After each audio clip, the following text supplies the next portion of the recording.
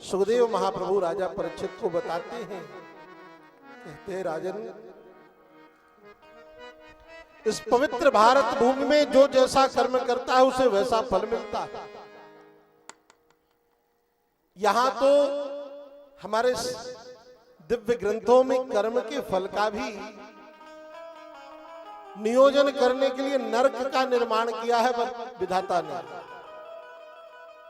दक्षिण दिशा में 99,000 योजन की दूरी पर नरक है। श्रीमद् भागवत में 28 प्रकार के नरकों का निरूपण है विस्तार से, तो गरुड़ पुराण में आप लोग सुनते हैं। तामिस्त्र, अंध तामिस्त्र, रौरव, महारौरव, कुंभिपाक इत्यादि नरकों का निरूपण किया, जो जैसा कर्म करता है। पर इस पवित्र भारत की वसुंधरा धन्य है।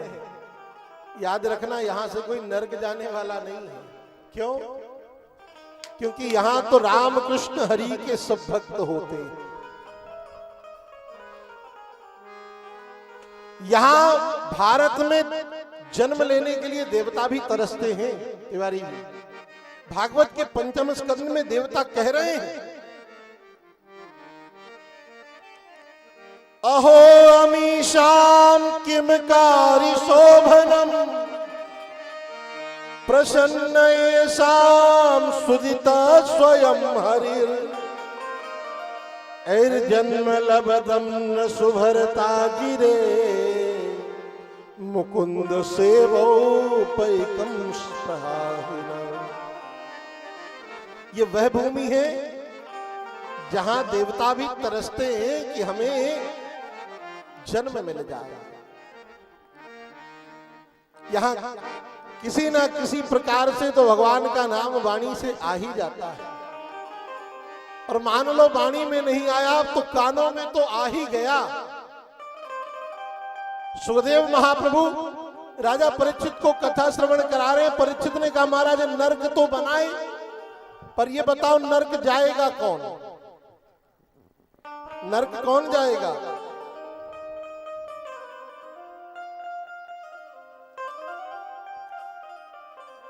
सुखदेव जी महाराज कहते हैं, राजन नरक वही जाएगा जो भगवान के नाम का स्मरण नहीं करता। और देखो,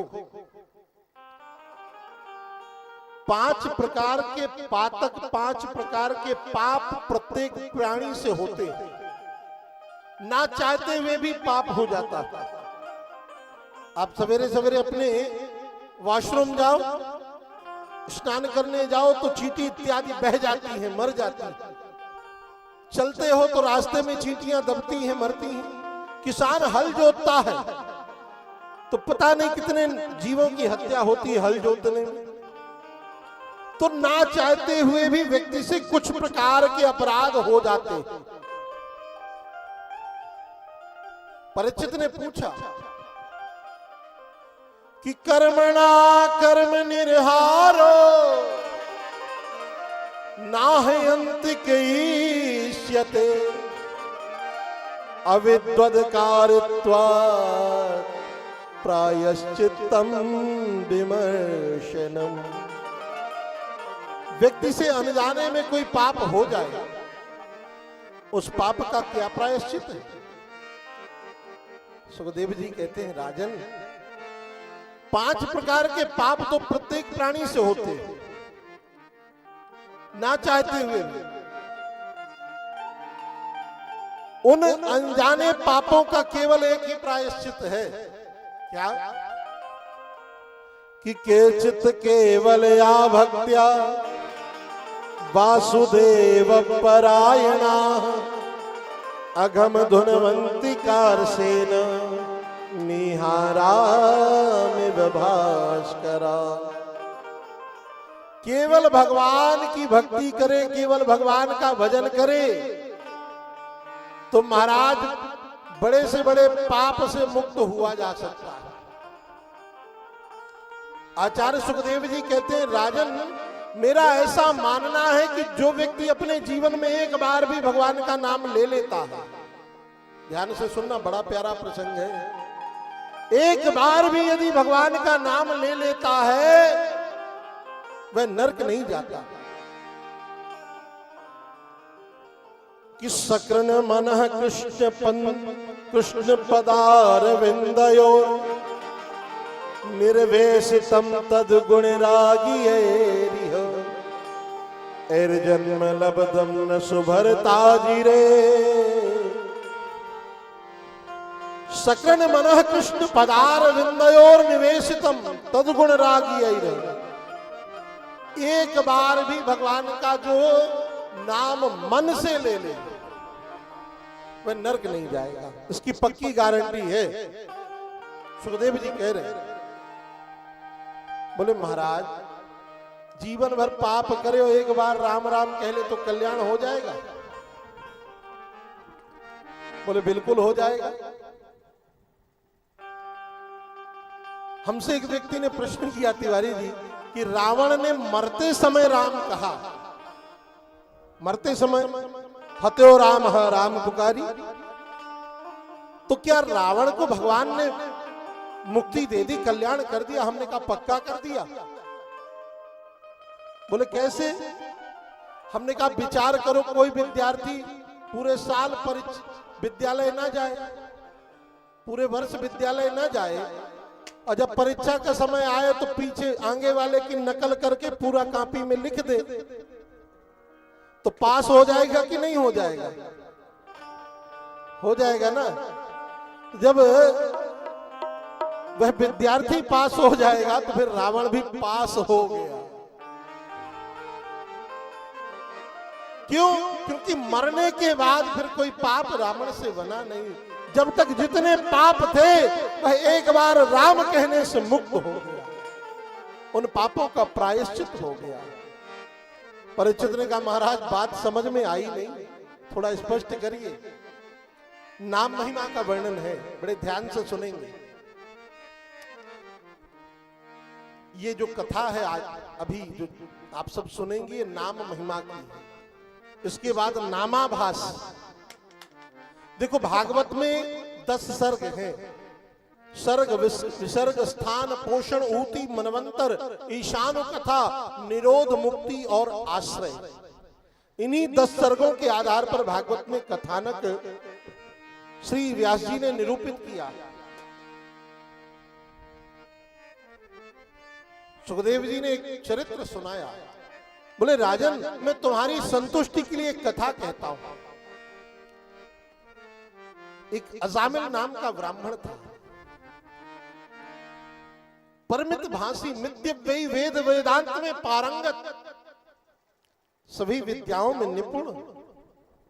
पर एक दिन ब्राह्मण देवता मार्ग से चले जा रहे थे, बड़े अच्छे थे स्वभाव से, पर ब्राह्मण ने देखा कुछ पुरुष एक गणिका के संग नृत्य कर रहे हैं, मदिरा इत्यादि का पान कर रहे हैं और उस गणिका के संग को प्राप्त कर रहे हैं।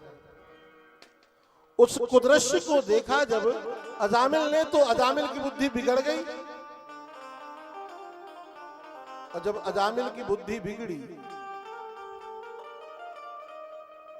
तो महाराज जो ब्राह्मण देवता बड़े श्रेष्ठ थे पथभ्रष्ट हो गए। उस गणिका के प्रति इतना आकर्षण हो गए, उस वेश्या के प्रति इतना निमग्न हो गए कि उस वेश्या को घर लेकर आ गए।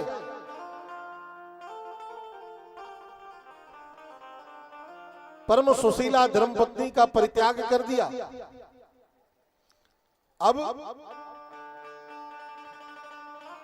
ब्राह्मण देवता भजन नहीं करते, संध्योपासन नहीं करते, चोरी करते, डाका डालते, मद्यपान करते,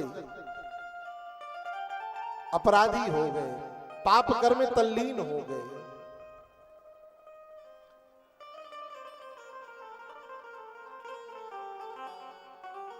भाग्यवश कुछ संत श्रीधाम वृंदावन से अयोध्या चतुर्मासा करने के लिए जा रहे थे।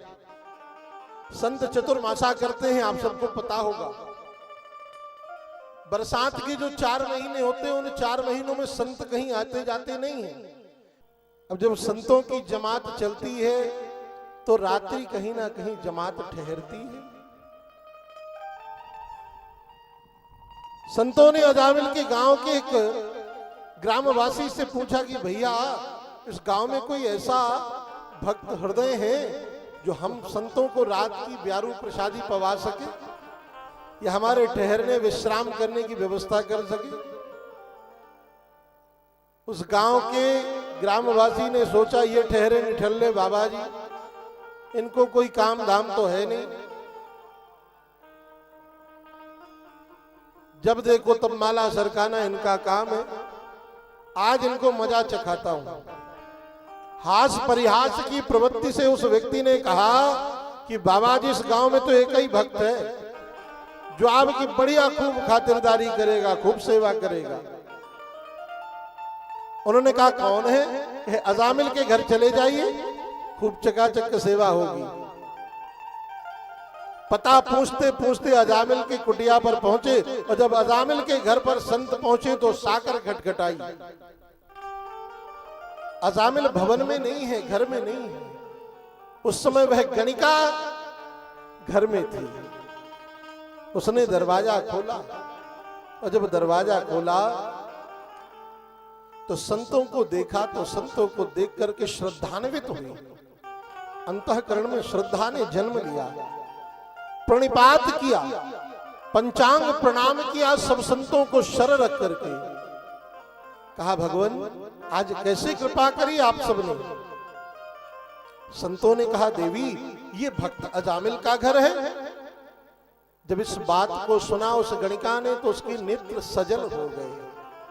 मेरा पति अजामिल भक्त नहीं है, वो तो डाकू है, चोर है, लुटेरा है।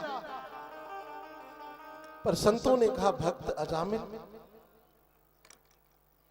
उसने कहा महाराज, आपने जिस उपमा से उनका नाम लिया है वह उपमा उचित नहीं है। वह भक्त नहीं है, वह तो डाकू है, डाका डालते हैं, लोगों का चुराते हैं, छीनते हैं। संतों ने कहा देवी, लगता है हम गलत व्यक्ति के संग में पड़ गए, गलत व्यक्ति ने हमें आपके घर का पता दे दिया। कोई बात नहीं, हमने तो सोचा था कि रात को यहीं रुकेंगे, आपका प्रसाद पाएंगे और ठाकुर जी का भोग लगाएंगे, यहीं विश्राम करेंगे। गणिका ने कहा महाराज, मैं इतनी अभागन हूं, इतनी अपवित्र हूं कि मैं आपको अपने हाथ से भोजन भी बना के नहीं पवा सकती। पर एक काम, मेरी माँ ने मुझे कहा था, कभी कोई संत तेरे द्वार पर आए तो जो तुझसे बन पड़े उस संत की सेवा को करना। ध्यान देना, मैंने निवेदन किया था कि संत लाल पीला कपड़ा पहनने का नाम नहीं है। कोई लाल पीला कपड़ा पहनने वह संत नहीं है। संत कौन है? कि संत वृत्ति है, संत स्वभाव। संतों के हृदय में करुणा आई। उस गणिका ने कहा महाराज, मैं बना नहीं सकती पर सूखी सामग्री दूंगी, अमनिया दूंगी, आप बनाओ, ठाकुर जी का भोग लगाओ। बट वृक्ष की छांव में संतों को ठहरने का स्थान दिया, आसन लगाया संतों ने। उस गणिका ने महाराज सूखा आटा, दाल, चावल, आलू, टमाटर, भाटा दिया, घी दिया, तेल दिया, बोले महाराज बनाओ। संतों ने बड़ी सुंदर पंगत बनाई। अब संतों की बनाई पंगत का तो स्वाद अपने राम जी को खूब मिलता रहता है। कल यहां भी हमारे तिवारी जी ने वही संतों वाली पंगत का स्वाद हमें स्मरण दिलाया। बढ़िया चूल्हे की रोटी मोटी मोटी पाने को मिली, खूब आनंद मिला। संतों ने मोटे मोटे टिक्कड़ बनाए महाराज, बाटी चोखा टिक्कड़ बन करके तैयार। ठाकुर जी के सामने भोग की थाल आई, भोग लगा। भोग लगने के बाद में जैसे ही संतों की मंडली के जो महंत हैं, उन महंत जी महाराज ने भोजन करने के लिए पहला ग्रास उठाया, नेत्र सजल हो गए। नेत्र सजल क्यों हो गए? वे विचार करने लगे, इस अजामिल का, इस पापी का मैं अन्न तो खा रहा हूं, पर इसका कल्याण कैसे करूंगा। ध्यान देना, संत यदि आपका एक लोटा जल भी पीते हैं, उसके बदले में आपके कल्याण का मार्ग प्रशस्त करते हैं। विचार किया, थोड़ा अवमानना करेगा, थोड़ी अवज्ञा करेगा, थोड़ा अपमान करेगा, सह लेंगे, पर इसका कल्याण करके जाएंगे। प्रसाद पाया, पंगत पाने के बाद संत विश्राम कर रहे थे, डाका डालकर अजामिल वापस आया। और जब अजामिल वापस आया डाका डाल करके, तो दोपहर को रात 3 बजे के आसपास पहुंचा। संतों को लेटा हुआ देखा तो कहां से आए हो बाबा जी? संतों ने कहा महाराज अयोध्या जा रहे हैं, वृंदावन से आए हैं। आज रात को आपके यहां हमने विश्राम किया है, भोजन किया है। और देखो, संतों को भोजन पवाने के बाद कुछ ना कुछ विदाई देना चाहिए, कुछ ना कुछ भेंट देना चाहिए, जो अपनी श्रद्धा बने। तो तुम हमें विदाई दो। अजामिल ने कहा हम और विदाई? अरे हमने तुम्हारा लोटा सलोटा, तुम्हारा चिमटा नहीं छुड़ाया, यही समझ लो बड़ी बात है। हमने तो लेना ही जाना है, देना तो सीखा ही नहीं। प्रेम से बोलो राधे राधे। संतों ने कहा देखो भैया अजामिल, हमें तुमसे कोई लौकिक रुपया पैसा नहीं चाहिए, बस एक बात की विदाई दे दो कि अब की बार जो तुम्हारे घर संतान होगी, क्योंकि तुम्हारी गणिका गर्भ से है, उस संतान का तुम नाम नारायण रखना है। क्या रखना? नारायण। एक अक्षर में कल्याण का मार्ग बताया संतों ने। सवेरा हुआ, संत तो चले गए। अजामिल ने विचार किया कि महाराज इतने पुत्र हैं, सबका नाम मैंने अपनी मर्जी से रखा, एक नाम बाबा जी की मर्जी से रख देंगे।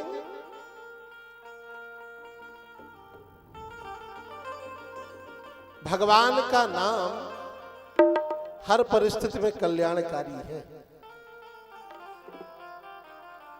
गोस्वामी जी कहते हैं कि भाय को भाय अनख आलस हूँ, भाय को भाय अनख आलस हूँ, भाय को भाय अनख आलस हूँ, भाय को भाय अनख आलस हूँ, नाम जपत मंगल दिस दस हूँ, नाम जपत मंगल दिस दस हूँ। भगवान का नाम भाव से लो अथवा कुभाव से लो, किसी भी स्थिति में लो, भगवान का नाम तो कल्याणकारी है। अजामिल के छोटा पुत्र हुआ, उस पुत्र का नाम रखा नारायण। अब छोटे पुत्र के प्रति पिता का बड़ा वात्सल्य होता है, और कोई भी छोटा बालक घर में हो तो सबका वात्सल्य होता है। अजामिल चलते फिरते उठते बैठते अपने छोटे पुत्र को बार बार बुलाता, अजाम नारायण जल लेकर के आओ, नारायण इधर आओ, नारायण ये करो। अब महाराज नारायण नारायण नारायण निरंतर वाणी से उच्चारित होने लगा। ध्यान देना, संत नाम के बहाने कल्याण का साधन देकर चले गए। आज हम लोग नामकरण संस्कार करते हैं तो बड़े विपरीत नाम रखते हैं। पहले तो नामकरण संस्कार तिवारी जी श्रेष्ठ आचार्यों की सन्निधि में होता था, गुरुजन आते थे नामकरण करने। आजकल तो गूगल में सर्च किया जाता है नाम, फिर नाम रख दें। आजकल तो प्रचलन पड़ गया कि शॉर्ट नेम। कुछ हमारे भी ऐसे शिष्य परिवार है, महाराज छोटा नाम आप बता दो। हमने कहा हम खरीदने जाएं छोटा नाम? पर कितने प्राचीन काल में कितने प्यारे नाम होते थे। अभी जैसे हमारे तिवारी जी का नाम है श्री गिरधारी लाल, गिरधारी भगवान का नाम है, गिरवर को धारण करने वाले। भजन हो गया, 10-20 बार कोई गिरधारी गिरधारी कह दे तो भजन हो गया।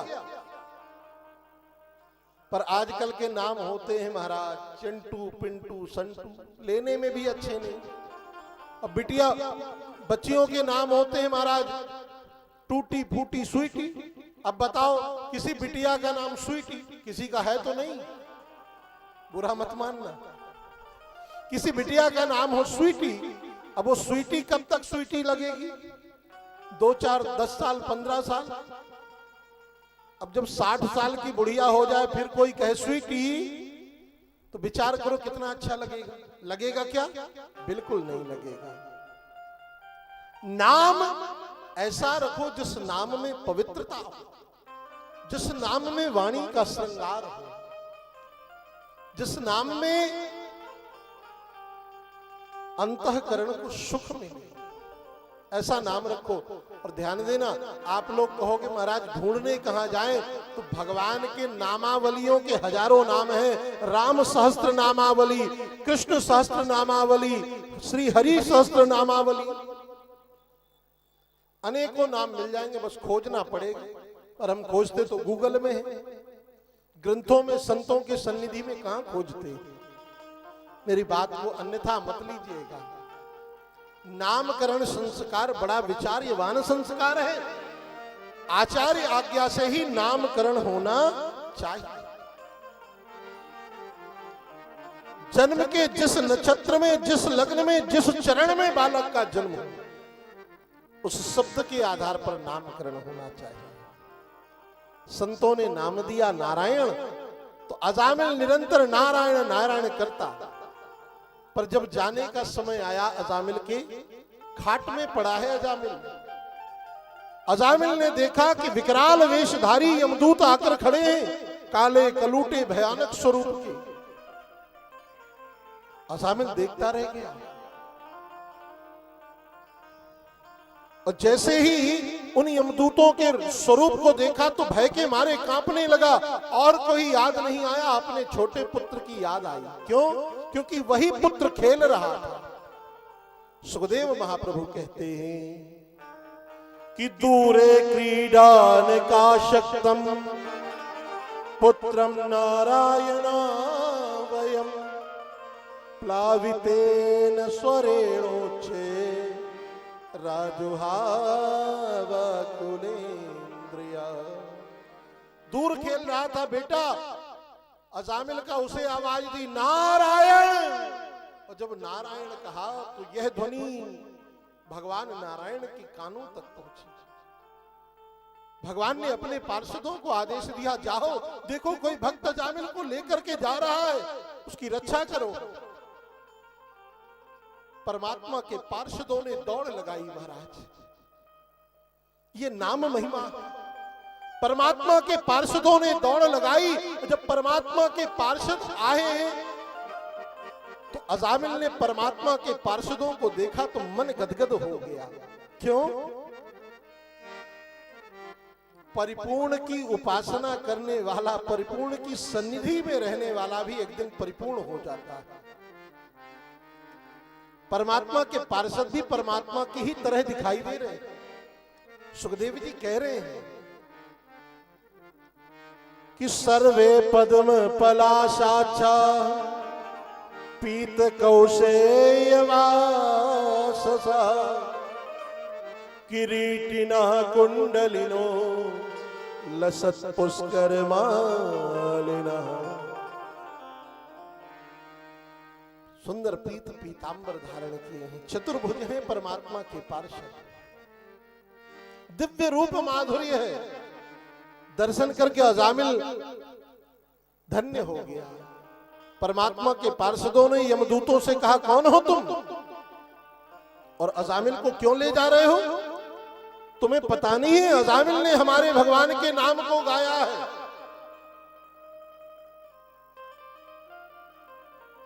और जो भगवान के नाम को एक बार भी गा लेता है वह नरक नहीं जाता, वह यमलोक नहीं जाता। तुम्हें पता नहीं? उन्होंने कहा, महाराज हम धर्मराज के पार्षद हैं। धर्मराज माने यमराज। हम निवेदन करें, 12 महाभागवतों में धर्मराज भी है। धर्मराज युधिष्ठिर को भी कहा गया है और धर्मराज यमराज को भी कहा गया है। यमराज धर्मदंड धारण करके और दंड विधान करते हैं जीव के लिए। परमात्मा के पार्षदों ने कहा, तुम धर्मराज के पार्षद हो, तुम्हें धर्म की व्याख्या नहीं पता? धर्म क्या है? यमदूतों ने कहा, महाराज आप ही बताओ धर्म क्या है।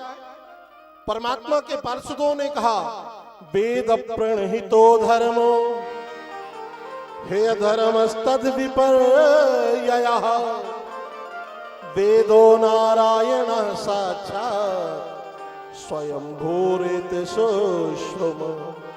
वेद ही धर्म है, वेद में जो वर्णित है वह कार्य ही धर्म है। देखो, वेद हमें आज्ञा देता है कि हमें क्या करना चाहिए और क्या नहीं करना चाहिए। किम कर्तव्यम किम मा कर्तव्यम, यह वेद आज्ञा करेगा और वेद की आज्ञा पर ही हमें आपको जीवन यापन करना चाहिए। पर हम लोग आजकल उल्टा करते हैं। 18 पुराण, 6 शास्त्र, 4 वेद, 4 उपवेद, 18 उपपुराण हमें प्राप्त हैं, 108 उपनिषद प्राप्त हैं, फिर भी हम माथा टेकने कहां जाएंगे? मुस्लिमों की मजारों पर। दुर्भाग्य है हमारा। बातें अन्यथा मत लीजिएगा, हमें अपने धर्म पर विश्वास ही नहीं। अरे भाई, हम उस सनातन धर्म की शाखा हैं, हमें उस सनातन वैदिक हिंदू धर्म में जन्म मिला है जिस पवित्र धर्म में भगवान भी अवतार लेते हैं। और किस लिए अवतार लेते हैं? धर्म के लिए। अरे जब जब हो धर्म के हानि, जब जब होई धर्म की हानि, बढ़ही असुर अधम अभिमानी, बढ़ही असुर अधम अभिमानी। तब तब धरी प्रभु विविध शरीरा,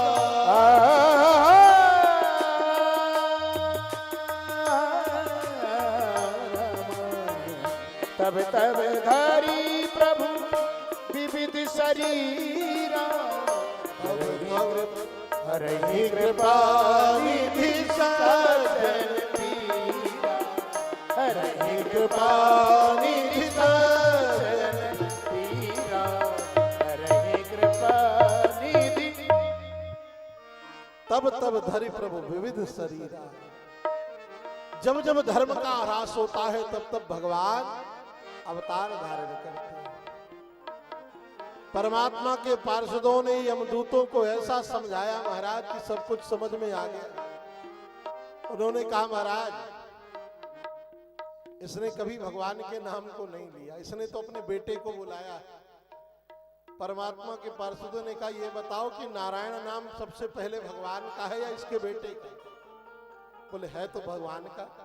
बोले बस बात समाप्त। जब भगवान का नाम है तो फिर आगे की चर्चा बंद कर दो। क्या ये अब नरक का अधिकारी है?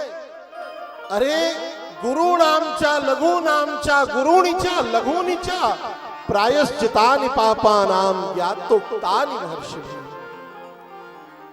जो एक बार नाम ले लेता है वह नरक नहीं जाएगा। ये नाम की महिमा है। और मैं निवेदन करूंगा, बिना नाम के किसी का कल्याण नहीं है।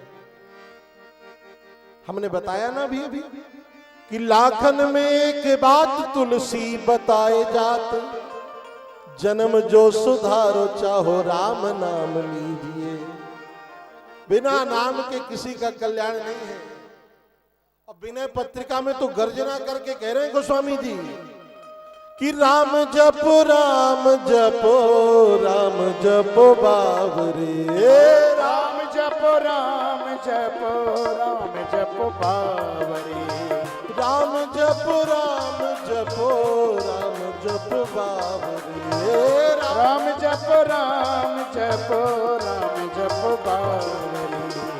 राम जपो राम जपो राम जप बावरे राम जपो राम जपो राम जपो बावरी राम जपो राम जपो राम जप बावरे राम जपो राम जपो राम जप बावरी कौन कौन जपे